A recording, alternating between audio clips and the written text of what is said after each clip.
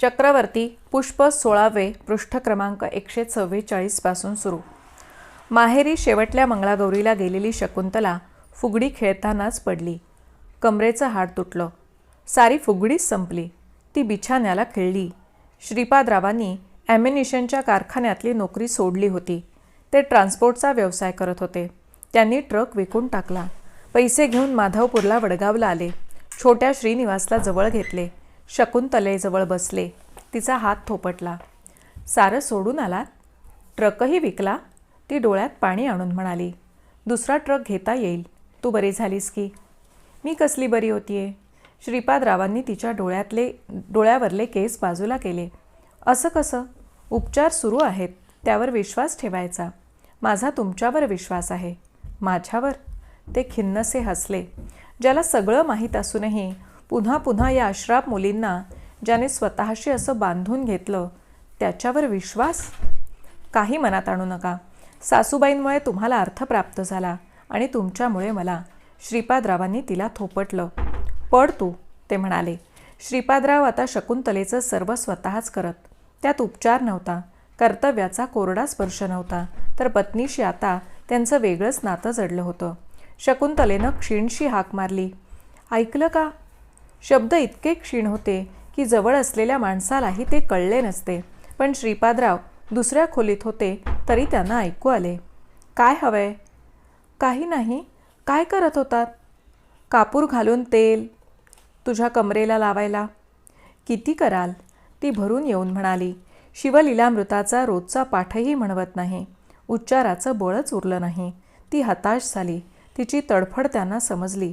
मी म्हणतो, तू माझ्याबरोबर मनातल्या मनात म्हण. नुसतं पदांकडे, त्यांच्या अर्थाकडे लक्ष दे, त्यांनी सांगितलं. आता हा नवा सहप्रवास सुरू झाला. आता एकमेकांना एकमेकांचं सगळं समजत होतं. शब्दांची गरजही नव्हती. या लग्नानं जणू स्त्रीच अधिक कळली.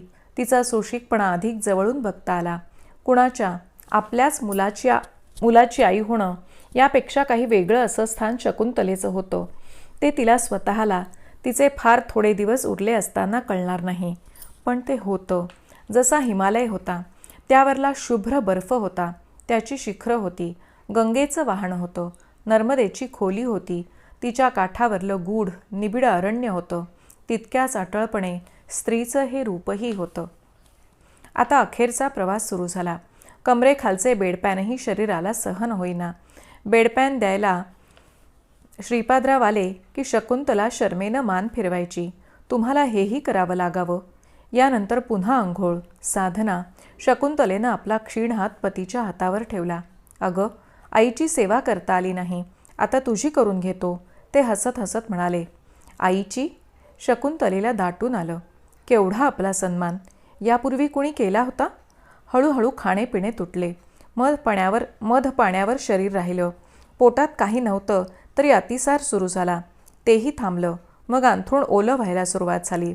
सकाळी स्पंजिंग करून स्वच्छ चादर घालून श्रीपादरावांनी तिला झोपवलं. बाजूची खिडकी उघडली. पाऊस छान पडलेला. आकाश कोसळून स्वच्छ झालेलं. झाडं बघ तरारलीत. त्यांनी तिला खिडकीकडे तोंड करून निजवलं. पाठीला टेकण लावलं. आषाढी कधी? शकुंतलेनं विचारलं. भाऊजाईला बोलावलं. श्रीनिवासला तिच्या ओटीत घातलं. मी त्यांना गुंतवत नाही, ती म्हणाली. क्षीणचे शब्द उमटले. मग पतीकडे पाहिलं. ती काही म्हणू पाहत होती. ओठ हल्ले फक्त. श्रीपादराव खाली वाकले. गाणं म्हणता? ती म्हणत होती. कोणतं? ते नेहमी म्हणता तो अभंग. पण नेमका कोणता? तुकाराम आषाढी. श्रीपादरावांना कळलं. ते खाटेवर बसले. सुरू केलं. आषाढी निकट आला कार्तिकीचा हाट, पुरे दोन्हीच बाजार, न लगे आणिक व्यापार. तुकाराम महाराज सांगत होते. श्रीपादरावांना काही जाणवलं. शकुंतलेला अखेरची चाहूल लागली होती. त्यांनी अभंग अर्ध्यावर सोडला नाही. तो घाईनं पूर्ण केला. शकुंतलेचं डोकं मांडीवर घेतलं. एक अध्याय संपत होता. त्यातला आईचा अट्टहास आज कळत होता. स्त्रीचा असाही अनुभव यायचा होता. स्त्री अशीही कळायची होती. एखादी गोष्ट संपणारच म्हणून ती सोडून देता येत नाही. तिथपर्यंत जाणं हे उरतंच. मांडीवरचं शकुंतलेचं डोकं कलंडलं. शकुंतलेचे दिवस झाले. गर्दी पांगली. श्रीनिवासला जरा कसर होती. तो किरकिरत होता. रात्री तो चांगलाच तापला. त्याला घेऊन फेऱ्या मारताना ते म्हणाले, आई गेली म्हणून असा ताप काढू नकोस. खंबीर हो. झाडाखाली टाकलेली मुलंही आपापला भाग उचलून वाढतात, नाव काढतात. तुला तर सगळे आहेत. 2 दिवसांनी ताप उतरला. ताप उतरल्यावर तो वडिलांकडे पाहून गोडसं हसला. मुठी चोखायला लागला. रात्री श्रीपादराव शकुंतलेच्या वडिलांना म्हणजे रंगोपंतांना म्हणाले, उद्या पहाटेच निघेन मी. रंगोपंतांना कळलं श्रीपादराव परत यायचे नाहीत. तरी ते म्हणाले, आत्ताच ताप उतरलाय. 2 दिवस ताप चढायचा नाही. औषध दिलं आहे मी. कुठं? पुण्याला का? नाही, पुण्याला नाही. कधी येणार? श्रीपादरावांनी उत्तर दिलं नाही. त्यांची वाट परतीची नव्हती. याची आई गेली आणि आता तुम्हीही. त्यांना बोलवेना. आपण सारे आहातच, श्रीपादराव म्हणाले. श्रीनिवास मजेत मुठी चोखत होता, हसत होता. रंगोपंतांच्या डोळ्यात पाणी आले. दुसऱ्या दिवशी पहाटेपूर्वीच श्रीपादराव बाहेर पडले. सरोवरातील कमळच तेवढी जागी असतील त्यावेळी. पिशवीत 2 पंचे आणि 1 तांब्या एवढंच घेऊन अनिकेत निघाला. घरातलं कुणीही उठलं नव्हतं. सगळे गाढ झोपेत. शकुंतलेच्या फोटोकडे पाहिलं. मला क्षमा कर, ते पुटपुटले आणि निघाले. काळोखालाही यावेळी स्वतःची अशी जागा होती. श्रीपादराव भरभर चालायला लागले. नकळत आपल्याच पावलांकडे लक्ष गेलं. ती खूपशी आईसारखीच होती. तिनं बसल्या जागी जग धुंडाळलं, बसल्या जागी प्रवास केला आणि आपल्याला बाहेर पाठवलं. ते स्वतःशी समंजस हसले. पावलांना वेग आला. नरसोबाच्या वाडीला कृष्णेशी श्रीपादराव उभे होते.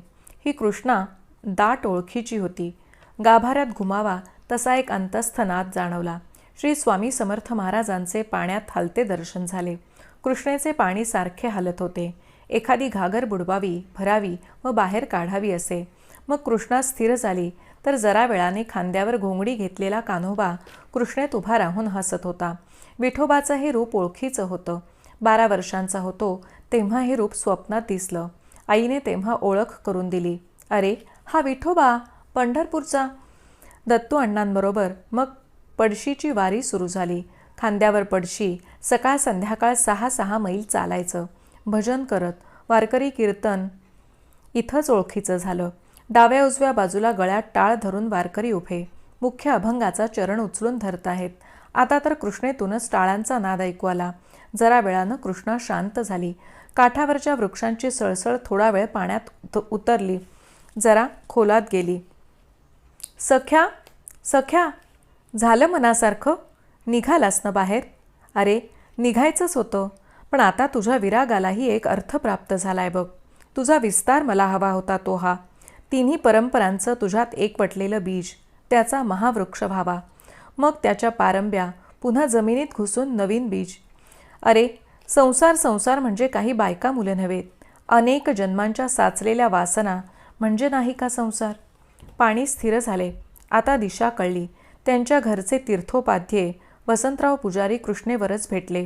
अरे, कधी आलात श्रीपादराव? काल रात्रीच. मग मुक्काम कुठे केला? घरी नाही आलात? श्रीपादराव बोलले नाहीत. मला कळलं वहिनी गेल्याचं. हो. मुलगा झाला म्हणे? हो, श्रीपादराव म्हणाले. त्यांनी कृष्णेला नमस्कार केला. आळंदीला अजान वृक्षासमोर श्रीपादराव उभे होते. शेकडो वर्षांची पाळेमुळे खोल गेलेला हा वृक्ष अजान. केशवराव देशमुख महाराजांच्या दिंडीत ते सामील झाले. आता देश स्वतंत्र झालेला, पण फाळणीने देशाचे 2 तुकडे केलेले. फाळणी होऊ देणार नाही. तुम्हाला माझ्या प्रेतावरून जावे लागेल असे महात्माजी जीव तोडून म्हणाले तरी फाळणी हाच अंतिम निर्णय होता. सिंधू नदी आता भारताची राहिली नव्हती. भारताच्या स्वातंत्र्याची पावले अशी माणसाच्या पराभवाने माखली होती. सारे वैराण होते. पाऊस रिमझिमत होता आणि थांबतही होता. अंगावरची वस्त्र अंगावरच वाळवावी तसा. श्रीपादराव इंद्रायणीशी आले. पूर येऊन गेलेला. रिमझिम पावसाने चिखलाचे वाळलेले राडे पुन्हा थोडे ओले झालेले. नदीपर्यंत येणारा उतार लोकांनी घाण करून टाकलेला. श्रीपादरावांनी इंद्रायणीचे पाणी ओंजळीत घेतले. पाण्यावर पडलेली सूर्याची तिरीपही भुरकट मातकट होती. सोबतीच्या वारकऱ्यांबरोबर श्रीपादराव मागे वळले.